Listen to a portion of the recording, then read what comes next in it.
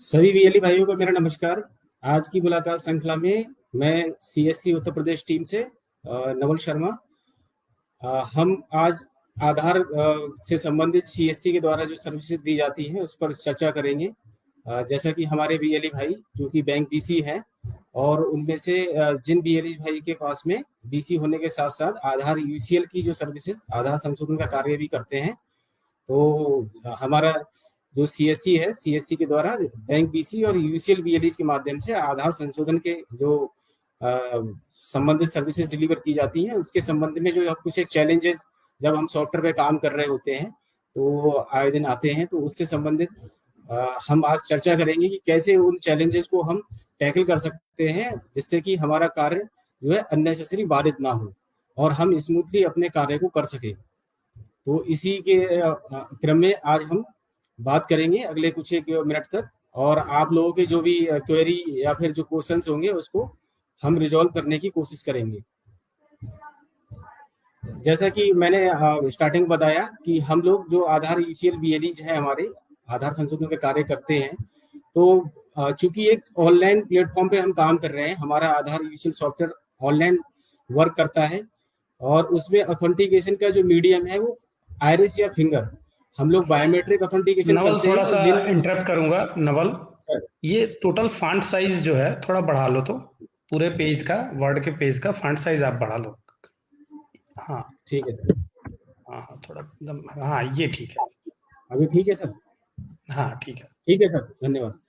हाँ, जैसा कि मैं बता रहा था कि हम लोग जो हमारी आधार यूसीएल वीएलईज हैं, क्योंकि हम ऑनलाइन प्लेटफॉर्म पे काम कर रहे हैं तो इसमें एरर के चांसेस, जब हम एक ऑफलाइन सॉफ्टवेयर पे काम कर रहे होते थे जिसमें कि ना कोई इंटरनेट की बाधा थी, और अभी चूंकि हम इंटरनेट में भी स्टैटिक आईपी पे काम कर रहे होते हैं तो जो व्हाइट लिस्टेड आईपी है उसी पे काम कर पाते हैं। कई बार अक्सर देखा जाता है कि कुछ एक बीएलई भाई जो काम कर रहे हैं तो उनका ऑपरेटर सिंक होना, मशीन सिंक होना बंद हो जाता है। उसके पीछे कहीं ना कहीं इंटरनेट के इश्यूज हैं या कुछ और टेक्निकल इश्यूज रहते हैं जिसकी वजह से वो मशीन सिंक होना बंद हो जाती है और हमारा काम बाधित हो जाता है।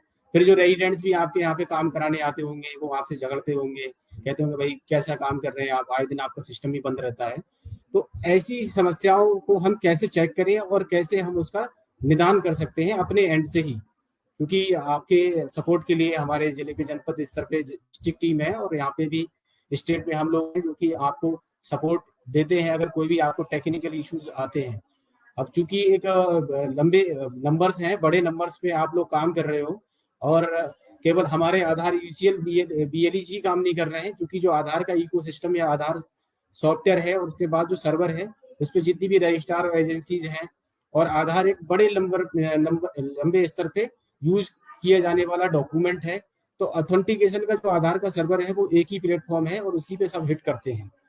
तो एक ट्रैफिक का भी कभी कभी रहता है कि आधार सर्वर पे लोड होने की वजह से कुछ इश्यूज आते हैं, लेकिन जो हमारे एंड से चीजें हैं कि हमारे एंड से कोई चीज तो खराब नहीं है, तो उसको कैसे चेक करें तो उस पर हम आज डिस्कस करेंगे। सबसे पहले तो हमने स्टार्टिंग से ही बोला हुआ है कि जितने भी हमारे आधार यूसीएल बीएलईज हैं जो आधार सॉफ्टवेयर पे काम करते हैं वो अपने हार्डवेयर को प्रॉपर रखें। हार्डवेयर प्रॉपर रखने का मतलब हम लोगों ने जो कॉन्फ़िगरेशन, जो स्पेसिफिकेशन बताई हुई है लैपटॉप्स की, उस कॉन्फ़िगरेशन के अंतर्गत ही आप अपने लैपटॉप को यूज करें।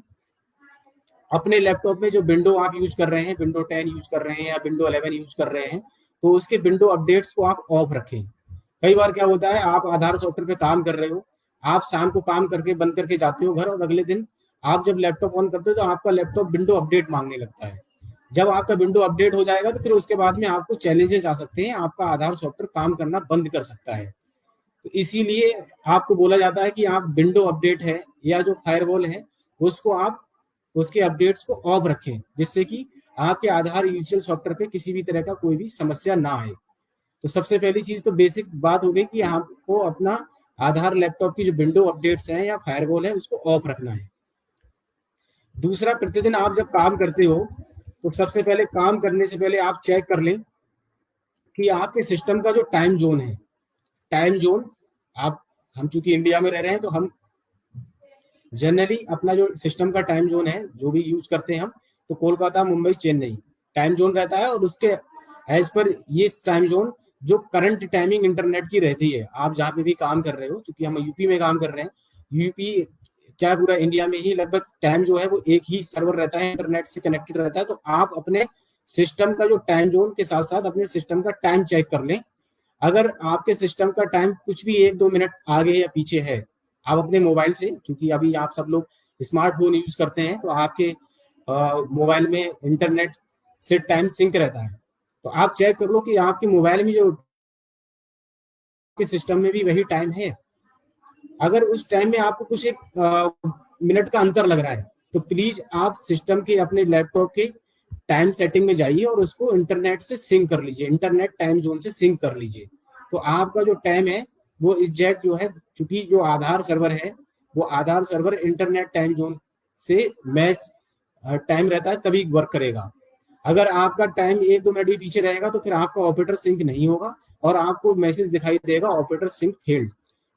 मैं आपको स्क्रीन भी दिखाने चाह रहा हूँ, इस तरह से आपको मैसेज कई बार दिखाई देता है। तो सबसे पहले आपको चेक करना है कि आपका जो टाइम जोन है, मतलब आपके लैपटॉप का टाइम, क्या आपके जो इंटरनेट स्टैंडर्ड टाइम है उससे मैच हो रहा है।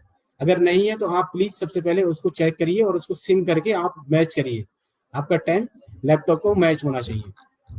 दूसरी चीज, आपकी स्टैटिक आईपी, आप जिस स्टैटिक आईपी को आपने हम लोगों के साथ में शेयर किया होगा, जो आपकी वाइट लिस्टेड स्टैटिक आईपी है, आप गूगल पे जाके गूगल क्रोम में या फिर वेब ब्राउजर जो भी यूज कर रहे हैं, आप वहां पे लिखिए व्हाट इज माई आईपी। तो गूगल पे जब आप what is my IP search करेंगे तो आपको अपने सिस्टम में जो आपके आईपी करंट टाइम में आप यूज कर रहे हो, जिससे आपका इंटरनेट चल रहा है, वो आपको प्रदर्शित होगी।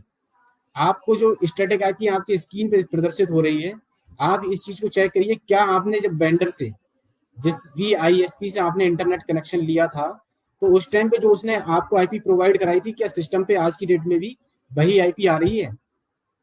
जो आपकी व्हाइट लिस्टेड आईपी है, आपके सिस्टम की स्क्रीन पर अगर वही आईपी दिख रही है तो फिर कोई इशू नहीं है, मतलब आपका इंटरनेट का कोई इशू नहीं है, आपका इंटरनेट प्रॉपर वर्क कर रहा है, आपके सिस्टम में वही आईपी है जो आपने व्हाइट लिस्ट कराई थी।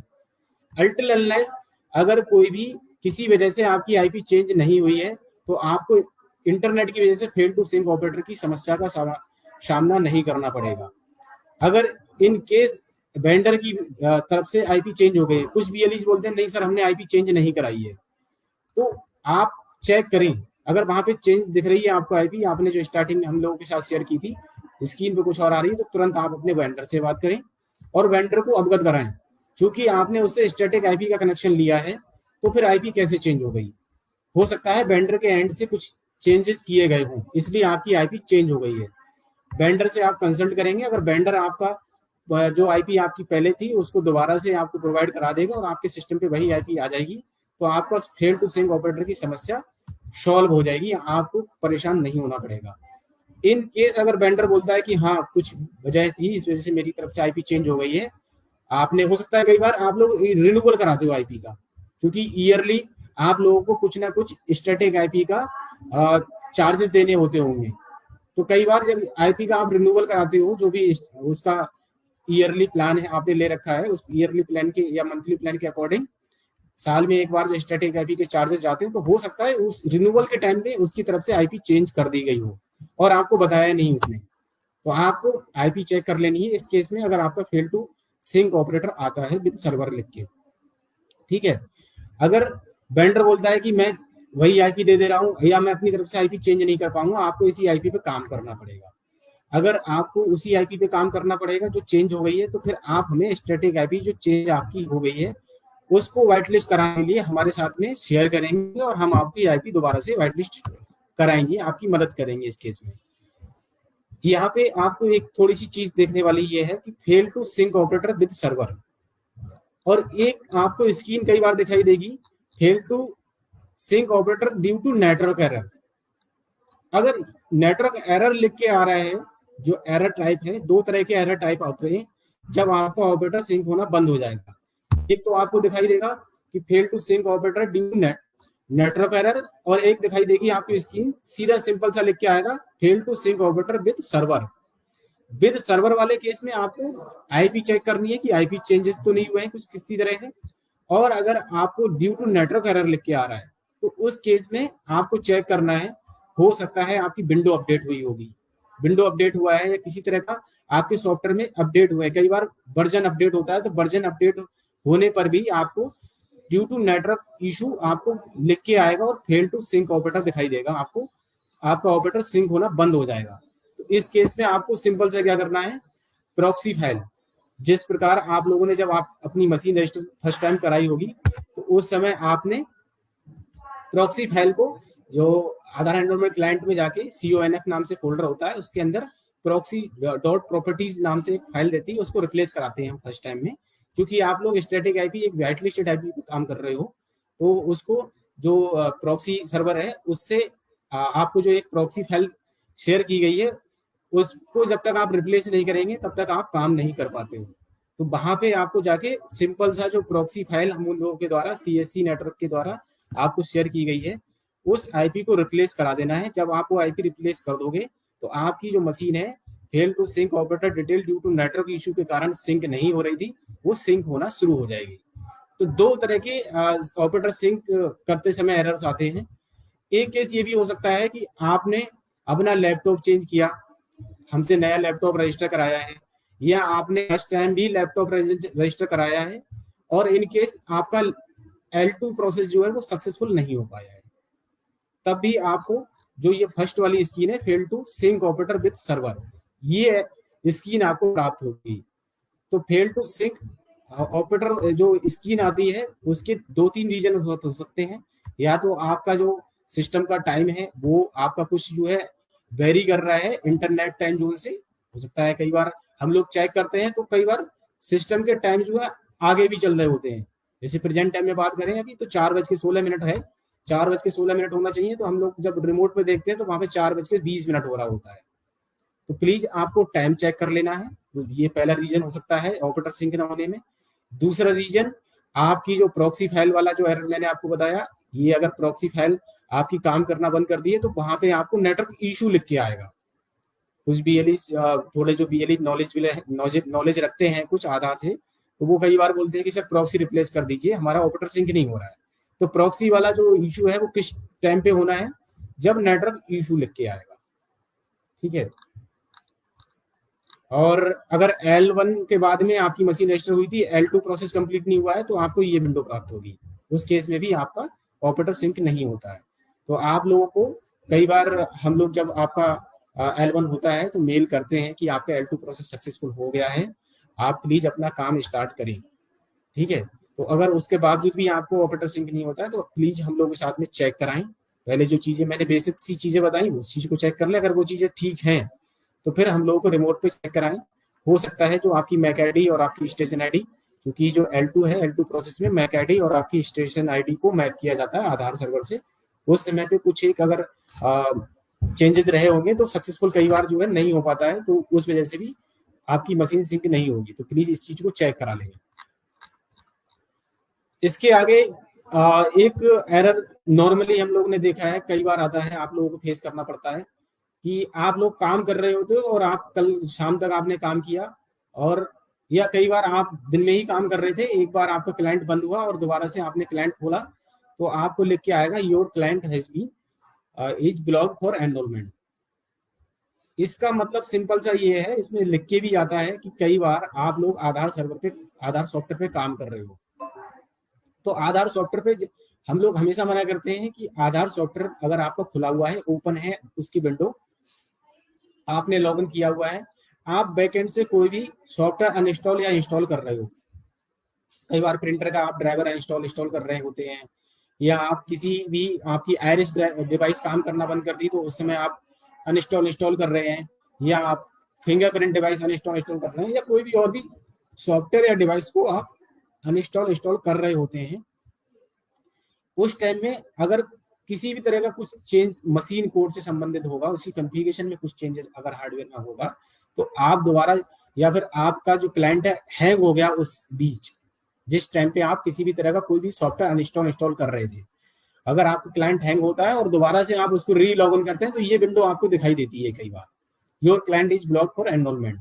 इसीलिए कभी भी आप कोई भी सॉफ्टवेयर अनइंस्टॉल करें या कोई भी हार्डवेयर आप अपने सिस्टम में प्रिंटर या कोई डिवाइस इंस्टॉल करें तो प्लीज उस समय पे आप अपना जो सॉफ्टवेयर है आधार का उसको क्लोज करने के बाद ही करें। सॉफ्टवेयर जब आपको ओपन है तो उस टाइम पे किसी भी तरह का कोई भी हार्डवेयर या सॉफ्टवेयर से संबंधित चेंजेस अपने आधार वाले लैपटॉप में ना करें, क्योंकि अगर कॉन्फ़िगरेशन में चेंजेस हो जाएगा तो आपका क्लाइंट ब्लॉक हो जाएगा और फिर आप काम नहीं कर पाओगे। इसका सॉल्यूशन आपको क्या करना है, सिंपल सा आधार की जो सर्विसेज हैं, 4 सर्विसेज होती हैं। आधार ओटीए सर्विस है, आधार क्यूएसएसआई टीवी सर्विसेज है, आधार मल्टीपल सर्विसेज होती है, आधार बीडीएम से संबंधित जो सर्विसेज हैं वो चारों सर्विसेज को आपको स्टॉप करके स्टार्ट करना है और अपना लैपटॉप शट डाउन करके दोबारा से ऑन करना है, रीस्टार्ट करना है। इस केस में पहला जो सजेशन है कि आप लैपटॉप को रीस्टार्ट करेंगे तो ये चल जाएगा। इन केस अगर फिर भी नहीं चलता है तो फिर इट मीन्स ये पॉसिबिलिटी है कि आपके सिस्टम की मैक आईडी चेंज हुई है। मैक आईडी का मतलब मशीन आईडी, कोई भी सिस्टम आप यूज कर रहे हो तो उसकी एक अपनी एक यूनिक एक मशीन आईडी होती है जो कि आपका जो सीपीयू आप यूज कर रहे हो, मदरबोर्ड यूज करते हैं, उससे सीधे डायरेक्ट लिंक रहती है, उससे उसको कोरिलेट किया जाता है। अगर उसमें किसी भी तरह का मैक आईडी में कोई चेंजेस हो गए आपके तो फिर आपका क्लाइंट जो है वो काम नहीं करेगा। आपको फिर हम लोगों से संपर्क करना होगा, हम आपको बताएंगे कि उस केस में क्या करना है। मशीन उस केस में दोबारा से आपको रजिस्टर करानी होगी अगर मैक आईडी आपकी नहीं रीस्टोर हो रही है। इस केस में आप ये भी कर सकते हो, आप अपने सिस्टम की जो प्रॉपर्टीज अपने विंडोज में सिक्योरिटी ऑप्शंस में जाके उसको रीस्टोर करेंगे तो रीस्टोर करने पे आपकी मैक आईडी दोबारा से जो प्रॉपर्टीज आपके लास्ट कॉन्फ़िगरेशन थी उसको रीस्टोर कर लेता है सिस्टम और उस पर वो रिटेन हो जाता है, फिर उसके बाद में आप काम कर पाते हैं। तो क्लाइंट ब्लॉक होने के रीजन मैंने आपको बताया कि क्या है। आप कई बार काम कर रहे होते हो, आपका सिस्टम एक साथ हैंग हो जाता है, हैंग होने पे आप कुछ भी करते हो डायरेक्ट बंद कर देते हो लैपटॉप। कई बार लैपटॉप डायरेक्ट शट डाउन, जो नॉर्मली हमको क्या बताया गया भाई, हम लोग जब भी अपना लैपटॉप है तो जो प्रोसेस है स्टार्ट पे जाते हैं और शट डाउन कमांड के थ्रू शट डाउन करना चाहिए हमेशा अपना सिस्टम को। हम कई बार डायरेक्ट बंद कर देते हैं, या फिर आपके लैपटॉप में बैटरी बैकअप नहीं है तो लाइट से आप डायरेक्ट चला रहे हो अडेप्टर के थ्रू और लाइट जाने पे एक साथ शट डाउन हो गया और आपका क्लाइंट उस समय ओपन था। उस केस में भी जो है आपका क्लाइंट ब्लॉक हो सकता है आधार और आप एनरोलमेंट करने में असमर्थ रहेंगे। Client block due to unexpected shutdown, किसी भी तरह का अनएक्सपेक्टेड शटडाउन मतलब आप जो नॉर्मल है प्रोसेस उसके थ्रू ना करके आपने डायरेक्ट बंद कर दिया या डायरेक्ट बंद हो गया आपका सिस्टम। हार्डवेयर चेंजेस कोई भी हो सकता है, आपने हार्डवेयर को इंस्टॉल किया, सॉफ्टवेयर आपने डाला, उसमें भी हो सकता है। कई बार आप लोग मदरबोर्ड जब कोई प्रॉब्लम आती है तो आप अपना लेके जाते हो और उसको सर्विस कराने के लिए एजेंसी, जो भी आपका कोई वेंडर है या फिर दुकान है, तो उस समय पे भी अगर उसने कुछ चेंजेस किए आपके मदरबोर्ड में, कुछ चिप लेवल से कोई भी आपकी जो उसने रिपेयरिंग की है, तो उस केस में भी आपका क्लाइंट ब्लॉक हो जाएगी, आपकी मैक आईडी चेंज हो जाएगी। तो प्लीज आधार सॉफ्टवेयर, जैसे लैपटॉप में आप आधार सॉफ्टवेयर पे काम कर रहे हो तो उसको थोड़ा सा आप चूंकि इस ऐसे सॉफ्टवेयर पे काम कर रहे हैं जो कि बड़ा ही सेंसिटिव है, इसके अपने सिक्योरिटी फीचर्स हैं, तो अननेसेसरी इसके साथ में आपको कोई भी चेंजेस इस तरह से नहीं करने हैं। और आधार सॉफ्टवेयर जिस लैपटॉप पे काम कर रहे हो आप उसमें आधार से संबंधित ही वर्क करें। अननेसेसरी जो कुछ एक ब्राउजर है या वेबसाइट्स हैं उनको विजिट ना करें, ठीक है, उनको ओपन ना करें अपने सिस्टम में। एक एरर और आता है, मैं आपको स्क्रीन शेयर कर रहा हूँ।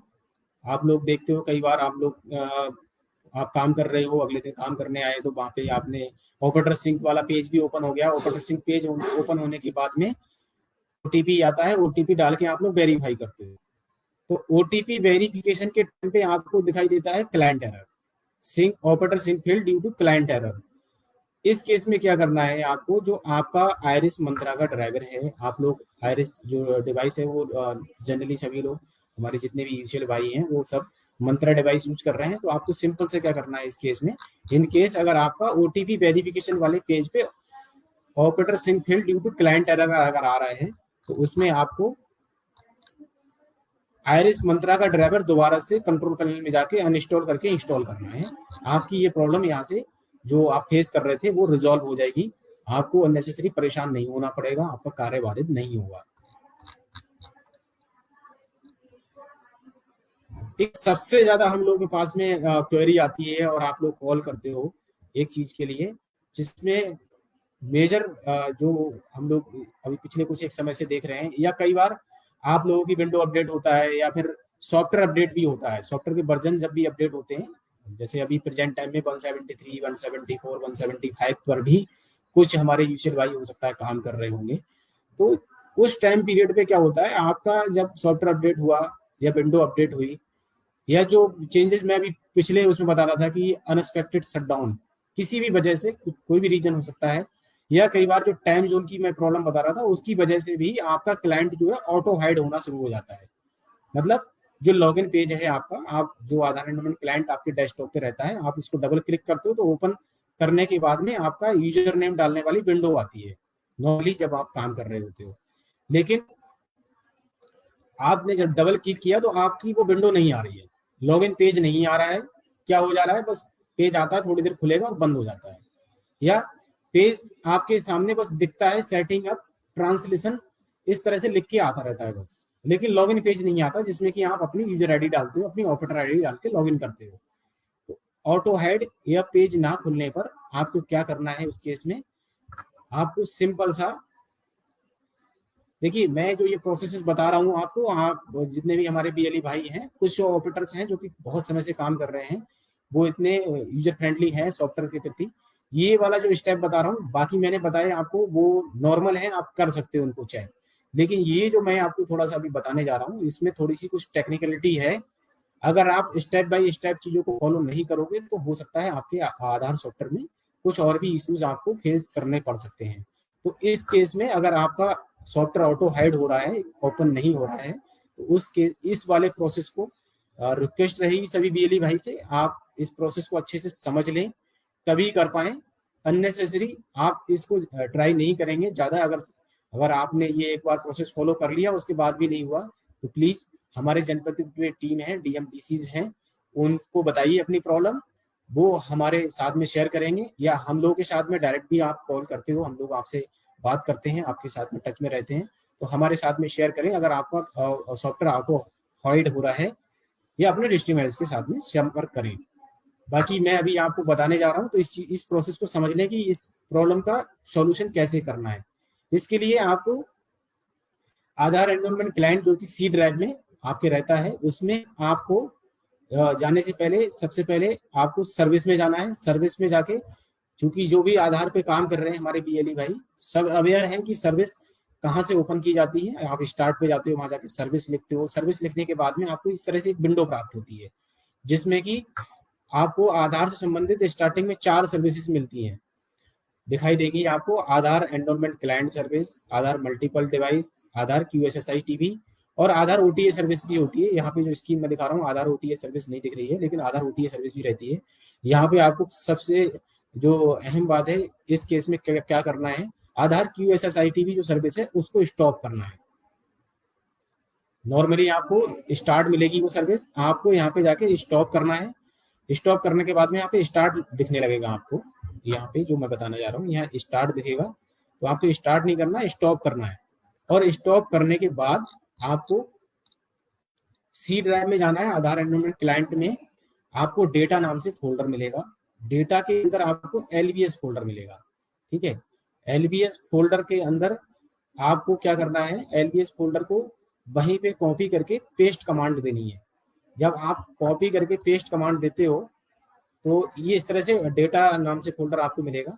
इसके अंदर आरजीब ये सारी फाइल्स रहती हैं, इंपोर्ट फाइल रहती है, एलबीएस रहती है, पैकेट है, स्टेशन है, जो भी आप पैकेट्स क्रिएट करते हो वो पैकेट वाले जो फोल्डर आ रहा है उसके अंदर रहते हैं, सेव रहते हैं वो आपके क्लाइंट में। तो यहाँ पे आपको एलबीएस नाम से जो फोल्डर मिलेगा उस फोल्डर को कॉपी करके वहीं पेस्ट करना है। और पेस्ट करने के बाद में आपको एलबीएस डैश कॉपी नाम से एक फोल्डर नजर आएगा, और एलबीएस डैश कॉपी नाम से जो फोल्डर आएगा उसको सिंपल से आपको एलबीएस डैश ओल्ड नाम से रिनेम करना है। जैसे मैंने जो स्क्रीन आपको शो की है यहाँ पे मैं इस चीज को कर चुका हूँ, इसलिए आपको एलबीएस डैश ओल्ड दिखाई दे रहा है। हमें क्या करना है, ऑटो हाइड होने पे एलबीएस नाम से एक फोल्डर होगा, उस एलबीएस फोल्डर को कॉपी करके वहीं पेस्ट करना है। तो कॉपी पेस्ट जब करते हैं तो उसकी कॉपी एक क्रिएट हो जाती है। क्या फोल्डर क्रिएट होगा, एलबीएस डैश कॉपी नाम से एक फोल्डर क्रिएट होगा। एलबीएस डैश कॉपी नाम के फोल्डर को आपको एलबीएस डैश ओल्ड नाम से सिंपल सा कॉपी को ओल्ड से रिप्लेस करना है, ठीक है। कॉपी को आपने ओल्ड से जब रिप्लेस कर देंगे तो एलबीएस डैश ओल्ड नाम से एक फोल्डर आपको दिखाई देने लगेगा। अब जो एलबीएस नाम का फोल्डर जो आपका ओरिजिनल फोल्डर था एलबीएस, उस एलबीएस के अंदर आपको कुछ एक फाइल मिलेंगी, उस फाइल को आपको क्या करना है, सेलेक्ट ऑल करके डिलीट कर देना है और फिर से आपको सर्विस में जाना है। सर्विस पे जाके आपको जो हमने स्टॉप की थी सर्विस क्यूएस आधार QSSIDB सर्विसेज, वो सर्विसेज को आपको स्टार्ट कर देना है। स्टार्ट करने के बाद में आप अपना डेस्कटॉप पे आ जाएंगे और डेस्कटॉप पे जाने के बाद आपको 2-3 बार राइट क्लिक करके अपना रिफ्रेश क्लिक करना है, जैसे कि नॉर्मली करते हैं, कोई भी आप चेंजेस करते हो तो डेस्कटॉप पे जाके रिफ्रेश कर लेंगे अपना विंडो को। जब आपकी रिफ्रेश हो जाएगी विंडो, उसके बाद आपको आधार एनवायरनमेंट क्लाइंट पे डबल क्लिक करके ओपन करना है। आपका क्लाइंट ओपन होने लगेगा। अगर ऑटो हाइड की समस्या आती है तो इस केस में आपको ये प्रक्रिया फॉलो करनी है। इस प्रक्रिया में थोड़ी सी कुछ एक टेक्निकलिटी है, इस प्रोसेस को समझने में हो सकता है कुछ बीएलई भाई या कुछ ऑपरेटर्स को समस्या हो सकती है। जिनको मैंने ये प्रोसेस समझाया, समझ में आ गया है, इसका प्रोसेस मैनुअल आपको हमने शेयर किया था, हम शेयर कर देंगे दोबारा से कि किस तरह से करना है इसको।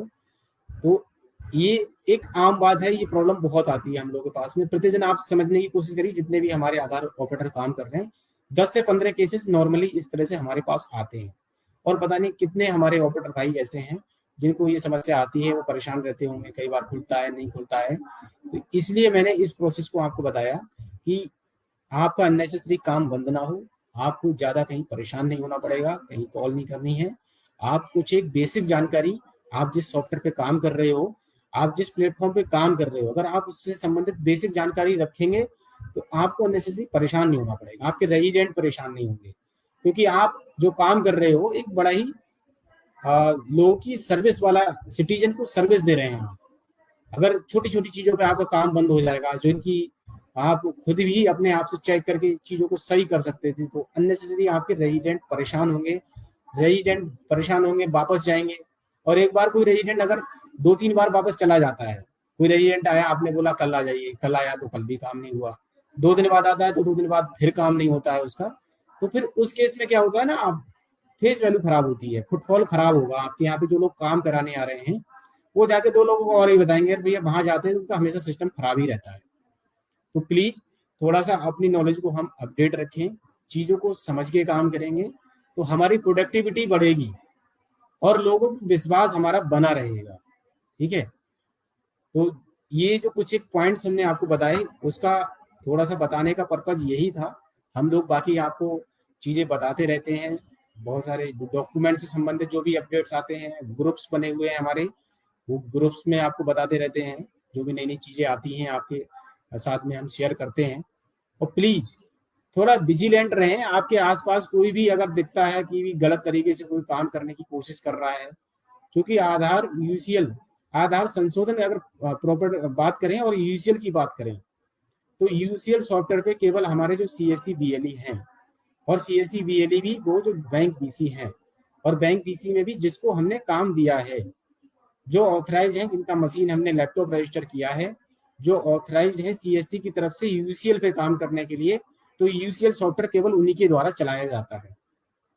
अगर आपको कुछ भी लगता है आपके आसपास कोई भी व्यक्ति ऐसा है जिसके पास ना सीएससी है ना बीसी है, और किसी भी दूसरी तरीके से या किसी भी गलत तरीके से कोई प्लेटफॉर्म यूज कर रहा है, और या फिर आपको कोई भी इंसिस्ट कर रहा है ऐसा कुछ काम करने के लिए कि आप ये कर लीजिए, या आपको कुछ लोभन दे रहा है कि नहीं आप जो है ऐसे हमारे साथ काम कर लीजिए, आपका बिजनेस बढ़ जाएगा, तो प्लीज कोई भी किसी भी तरह का कोई बाईपास सिस्टम यूज ना करें, ना उसका पार्ट बने।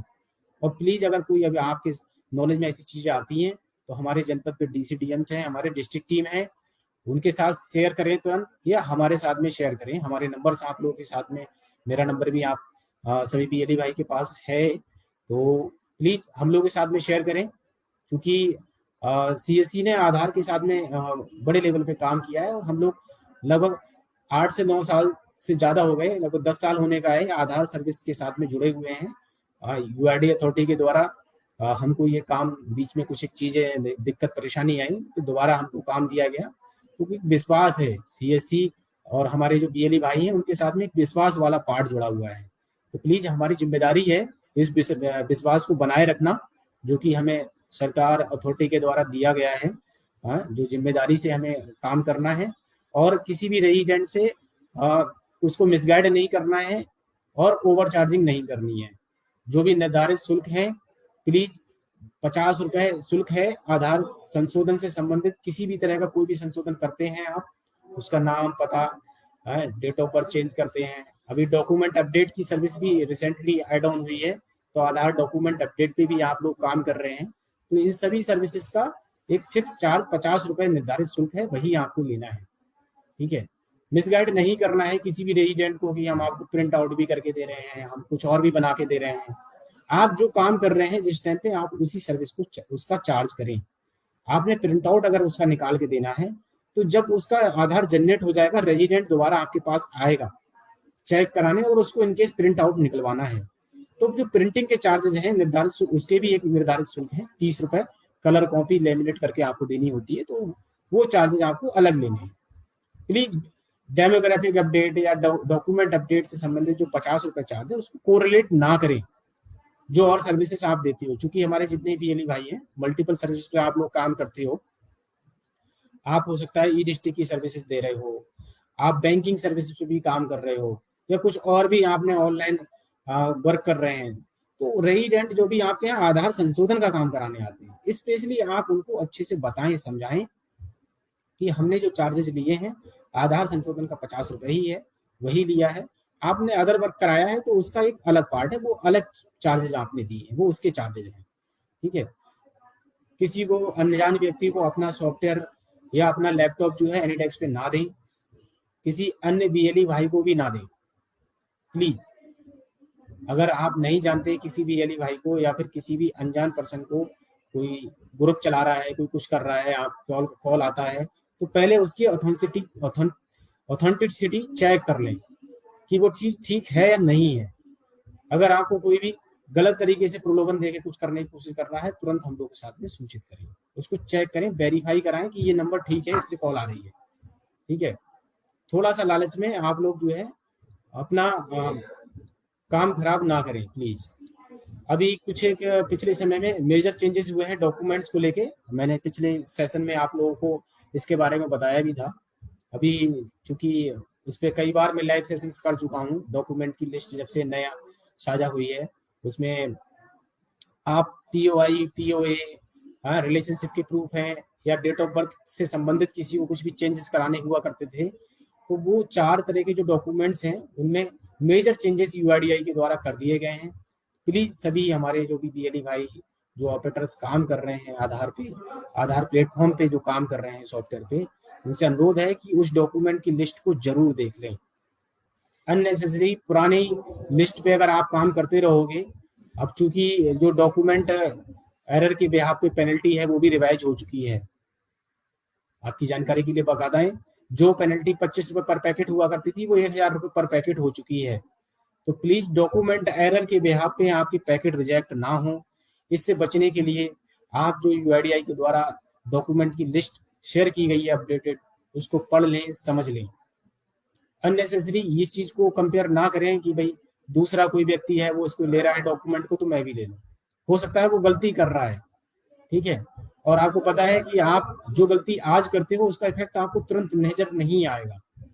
डॉक्यूमेंट हो सकता है 2-3 दिन में आपको, तो आप ऑनलाइन चेक करोगे तो रिजेक्शन दिखेगा, उसका आपके सॉफ्टवेयर पे भी रिजेक्शन दिखेगा।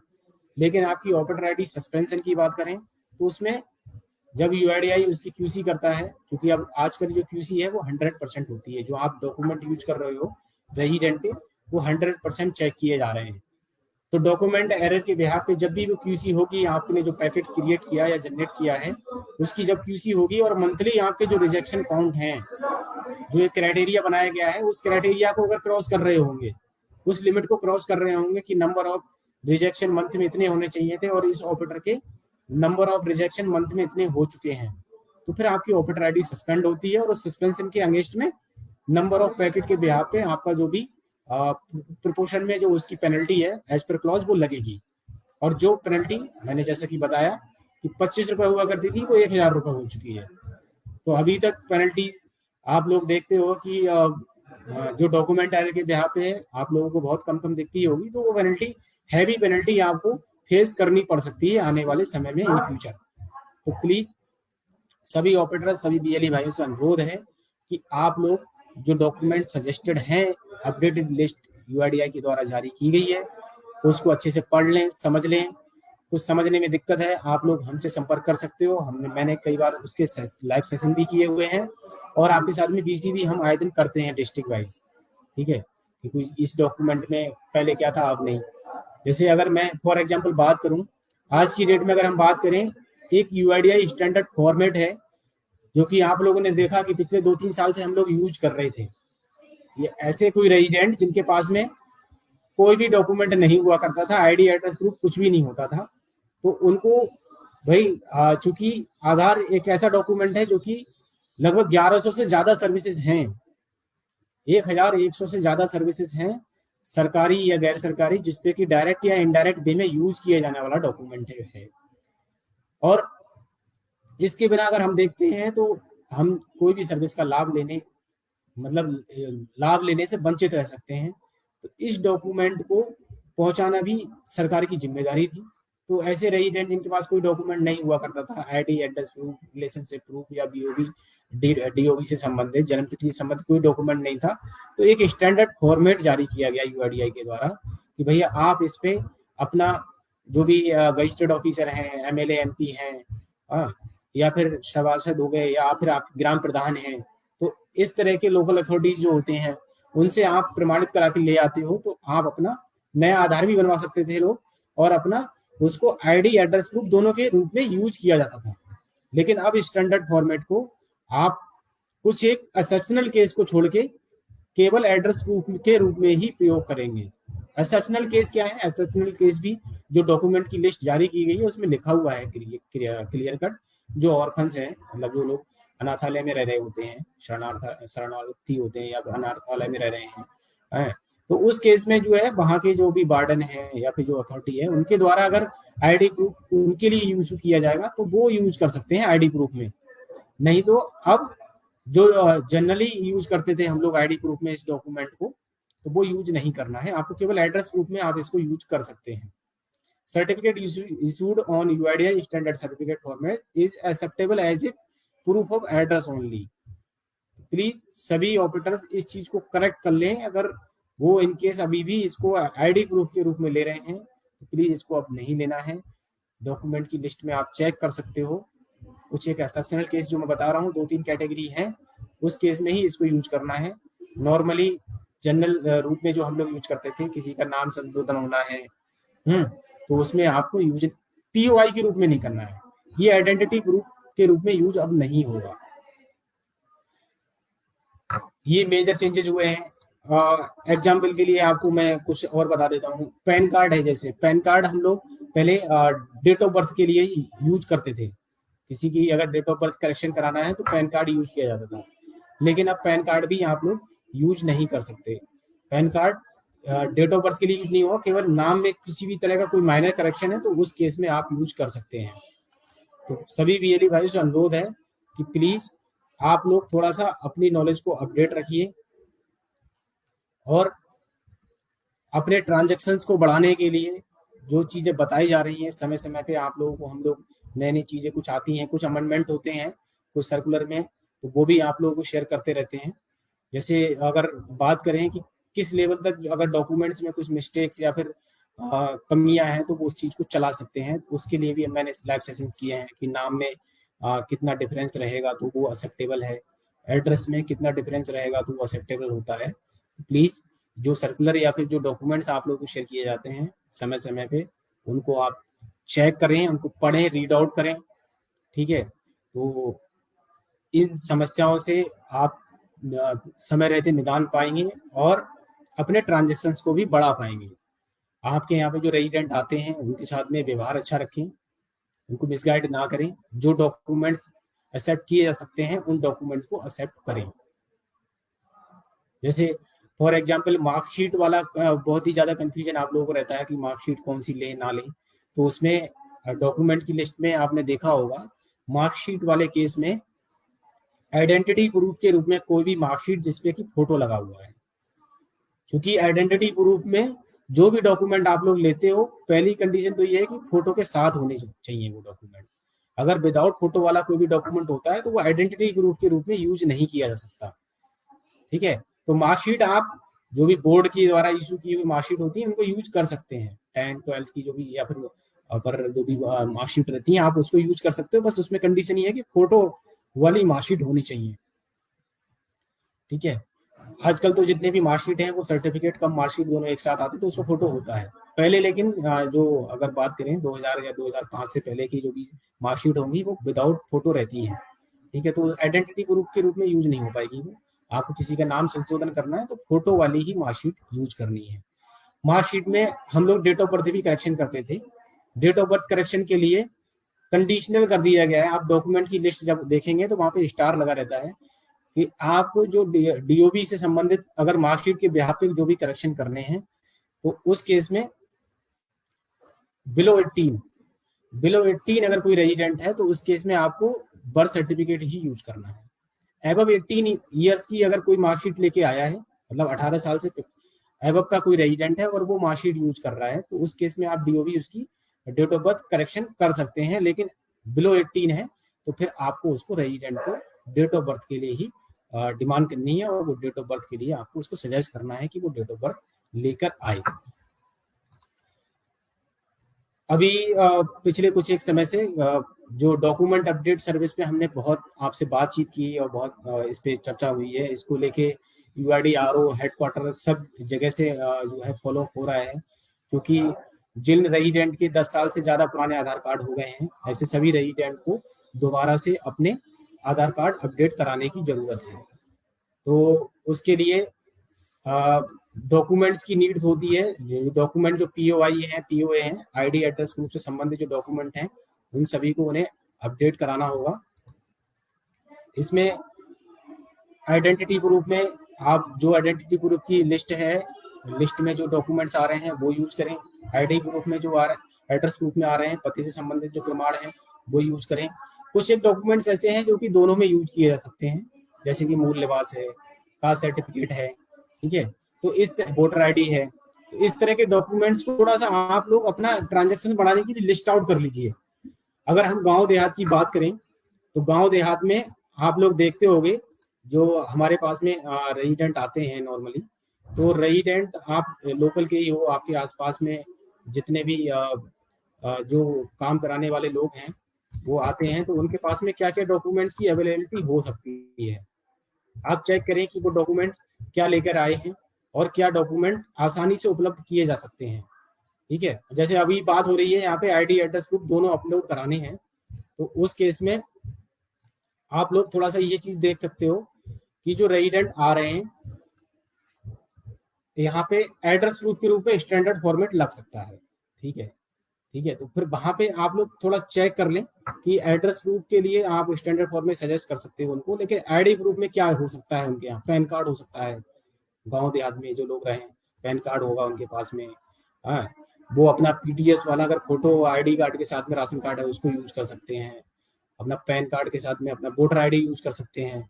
मूल निवास सजेस्ट कर सकते हैं आप, जो सामान्य निवास बनाया जाता है उत्तर प्रदेश सरकार द्वारा जारी होता है, आप उसको सजेस्ट कर सकते हो कि वो अपना सामान्य निवास लेकर आ जाएं, अपना अपडेट करा लें। और सामान्य निवास तो आईडी एड्रेस प्रूफ दोनों के रूप में यूज किया जा सकता है। तो कुछ एक डॉक्यूमेंट्स को लिस्ट आउट कर लें आप, जो कि आसानी से उपलब्ध हो जाते हैं और आसानी से रेजिडेंट आपके पास में ला सकते हैं, जिससे कि आपके जो रेजिडेंट आ रहे हैं उनको समझाने में और उनका काम कराने में बड़ी ही सहूलियत हो जाएगी उनको, आपके ट्रांजेक्शन बढ़ेंगे, आपका कंफ्यूजन भी दूर रहेगा। ठीक है, तो इस तरह के डॉक्यूमेंट आप अलग से कर सकते हो, हाईलाइट कर सकते हो। डॉक्यूमेंट की लिस्ट अपने सेंटर पे जरूर लगा कर रखें और ऐसे डॉक्यूमेंट्स को आप हाईलाइट कर दीजिए जो कि दोनों में यूज हो रहे हैं या फिर इजीली अवेलेबल हो जाते हैं। ठीक है, अगर बात करें पासपोर्ट, तो पासपोर्ट कितने ही % लोग होंगे जिनके पास पासपोर्ट होता है। ड्राइविंग लाइसेंस है, ड्राइविंग लाइसेंस भी कितने ही लोगों के पास होगा। ठीक है, तो प्लीज थोड़ा सा अपने काम को स्मूथ करने के लिए, अपने ट्रांजेक्शन को बढ़ाने के लिए डॉक्यूमेंट अपडेट सर्विस पे काम करें। क्योंकि डेमोग्राफिक अपडेट की अगर बात करें, डेमोग्राफिक अपडेट में नाम, पता, जन्मतिथि, इस तरह की जो चेंजेस होते हैं तो वो बार बार नहीं कराएगा कोई भी। किसी ने एक बार करा लिया तो डेली डेली थोड़ी ना किसी का पता चेंज हो रहा है या किसी के नाम में कुछ भी उसको चेंज कराना है या डीओबी चेंज करानी है। तो अभी जो स्कोप हमारे पास में है डॉक्यूमेंट अपडेट को लेके बड़ी संख्या में हम लोग जो है इसमें कारगर हो सकते हैं। अब यूआईडी अथॉरिटी को भी हम हेल्पफुल साबित हो सकते हैं और अपने ट्रांजेक्शन भी हम बढ़ा सकते हैं, जो कि एक थोड़ा सा डाउनफॉल आया है पिछले कुछ एक समय से। आप लोग भी हम लोगों से बोलते हैं लगातार कि सर ट्रांजेक्शन नहीं हो रहे हैं क्योंकि लोग ही नहीं आ रहे हैं, कोई काम कराने नहीं आ रहा है। तो आपको थोड़ा समझना पड़ेगा कि आपके पास में भी स्कोप किस चीज का है। थोड़ा सा सर्वर में जरूर अभी इश्यूज चल रहे हैं, आप लोगों से थोड़ी सी रिक्वेस्ट रहेगी। सर्वर पे भी 2 मिनट मैं आपसे थोड़ा गाइड कर देता हूँ। आप जब भी अभी आधार डेमोग्राफिक अपडेट कर रहे हो या फिर डॉक्यूमेंट अपडेट जब कर रहे हैं आप, तो आपको 2-3 तरह के एरर्स जो है बहुत ज्यादा फेस करने पड़ते हैं कि जो डिटेल है वो इंटरनल सर्वर इंटरनल एरर की वजह से फैच नहीं हो रही। कई बार आप फिंगरप्रिंट लेते हो 4-4 5-5 बार आपको लेने पड़ रहे हैं, ठीक है। तो इसमें सबसे पहला तो सुझाव ये है, हमने प्रैक्टिकली देखा है और कुछ बीएलएस ने इस चीज को शेयर भी किया है अपने एक्सपीरियंसेस, क्योंकि ऐसा नहीं है एक ही प्लेटफॉर्म है और एक ही सर्वर है जिसपे काम हो रहा है, ठीक है। और हमारे स्टेट में भी कई बीएलई भाई ऐसे हैं कुछ जिलों में जो कि 100 के आसपास प्रतिदिन ट्रांजेक्शन कर रहे हैं आधार जैसी सर्विस पे। आज की डेट में भी 70, 80, 90 ट्रांजेक्शन कर रहे हैं। 90, 80, 70 ट्रांजेक्शन का मतलब क्या है, उनके यहाँ जो रेजिडेंट आ रहे हैं उनका वो काम कर पा रहे हैं। उनका जो भी आधार संशोधन का काम था, मोबाइल लिंक कराना है उनको, डेमोग्राफिक अपडेट है या डॉक्यूमेंट अपडेट पे भी कुछ बीएलई भाई ने अच्छा हमको फीडबैक दिया है कि वो 30-30, 40-40 एक दिन में डॉक्यूमेंट अपडेट उन्होंने किए हैं बल्क में। वो कैसे कर पाए? जब हमने उनसे पूछा तो उन्होंने बताया सिंपल सा कि सर हमने थोड़ा सा जो राशन डीलर है हमारे यहाँ के ग्राम प्रधान है उनसे बात की, उनको बताया कि भाई इस तरह से सर्कुलर आया है यूआईडीआई के द्वारा, जो भी अब रेजिडेंट हैं उनको जो 10 साल से पुराने राशन कार्ड जो आधार कार्ड धारक हैं तो उनको सबको कराना है। अगर वो नहीं कराएंगे तो हो सकता है उनको जो सरकारी स्कीम्स की बात करें, और सरकारी स्कीम में अगर गांव देहात में होता है तो क्या है, 3-4 सर्विसेज हैं जो कि सर्विसेज आधार से है लिंकअप और डायरेक्ट सरकार लोगों को पहुंचा रही है। सबसे पहले क्या आता है, राशन कार्ड। राशन जो लोगों को मिलता है तो वो भी आधार से लिंक कर दिया गया है, आधार बेस्ड ही उनको मिल पा रहा है। दूसरी चीज आज की डेट में किसान सम्मान निधि। किसान सम्मान निधि एक बहुत ही सक्सेसफुल प्रोजेक्ट यूआईडी के माध्यम से सरकार डीबीटी के माध्यम से लोगों तक पहुंचा पा रही है। कोई भी उसमें कोई मीडियम नहीं है, जो उनके आधार से अकाउंट लिंक है और आधार उनका ठीक है, उनके आधार वेरीफाइड हैं, तो डायरेक्ट उनके आधार नंबर के थ्रू उन तक वो जो 2000 रुपए किसान सम्मान निधि क्वार्टरली मिलती है वो पहुंच पा रही है। पेंशन, किसी भी तरह की कोई भी पेंशन है तो पेंशन भी वृद्धावस्था पेंशन है, हाँ, या फिर विधवा पेंशन है, जो दिव्यांगजन है उनको पेंशन मिलती है, तो किसी भी तरह की कोई पेंशन हो गई। यहाँ तक कि अब तो स्कॉलरशिप भी आधार से लिंक कर दी गई है। जो भी स्कॉलरशिप आती है वो भी अब जिन लोगों के आधार लिंक रहेंगे उन्हीं को मिल पाएगी। तो आप लोग थोड़ा सा गाइड कर सकते हो, ऐसे स्कूल्स में मिल लो, जाके स्कूल में आप मीटिंग कर सकते हैं। अपने राशन कार्ड डीलर जो हैं आपके गांव के आपके आसपास के ग्राम प्रधानों से मीटिंग कर सकते हैं, ब्लॉक पे मीटिंग कर सकते हैं आप अपने स्तर से लोगों को अवेयर करने के लिए, प्रचार प्रसार के लिए। और आपको आधार अपडेट का काम अपने यूसीएल सॉफ्टवेयर से ही करना है। यूसीएल सॉफ्टवेयर से काम करने के लिए जो उसका निर्धारित शुल्क है 50 रुपए वही लेना है आपको। तो ये थोड़ा सा कुछ एक चीजें मैंने आपको बताने की कोशिश की कि सर्वर में चैलेंजेस रहेंगे क्योंकि आप ऑनलाइन सॉफ्टवेयर पे काम कर रहे हो और ऑनलाइन सॉफ्टवेयर पे काम करने के साथ साथ नेटवर्क से संबंधित कुछ एक इश्यूज आपको फेस करने पड़ेंगे, क्योंकि कितने पर माइक्रो सेकंड पे एक बहुत लाखों की संख्या में हिट होते हैं आधार सर्वर पे, ठीक है। और जो सर्वर है वो एक ही है, बैंक हो गई, जितनी बैंक्स हैं वो भी आधार से उस पर ही काम करते हैं, आप लोग भी काम कर रहे हो, और भी एजेंसीज हैं जो भी हैं सब इसी पे काम कर रही है, इसी प्लेटफॉर्म पे।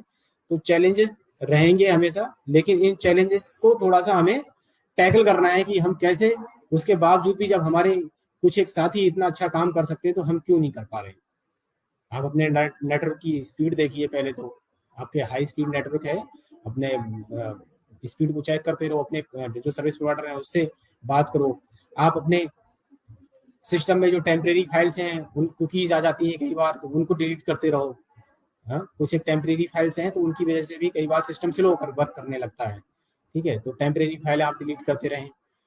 और प्लीज सबसे रिक्वेस्ट है कि आप जो ऑथेंटिकेशन के टाइम पे, जो फर्स्ट टाइम आप ऑथेंटिकेशन करते हो आधार नंबर डालने के बाद में, तो वहाँ ऑप्शन रहता है फिंगर से कर सकते हैं, आप आयरिस के थ्रू भी कर सकते हैं जो रेजिडेंट है, और आपका जो वेरिफिकेशन होता है।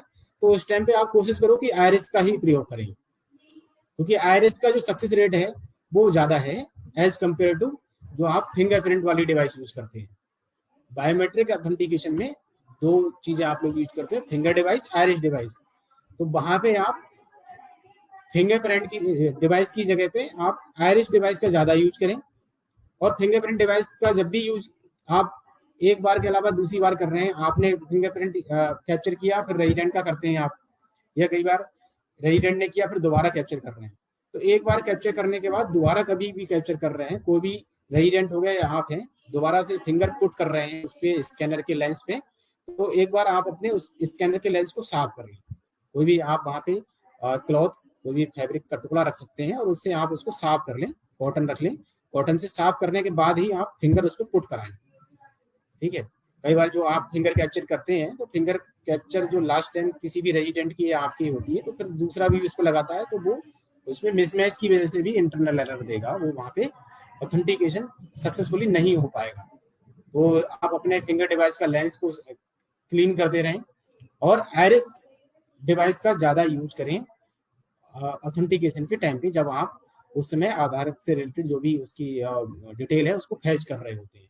आयरिस का सक्सेस रेट आपको एज कम्पेयर टू फिंगर ज्यादा मिलेगा।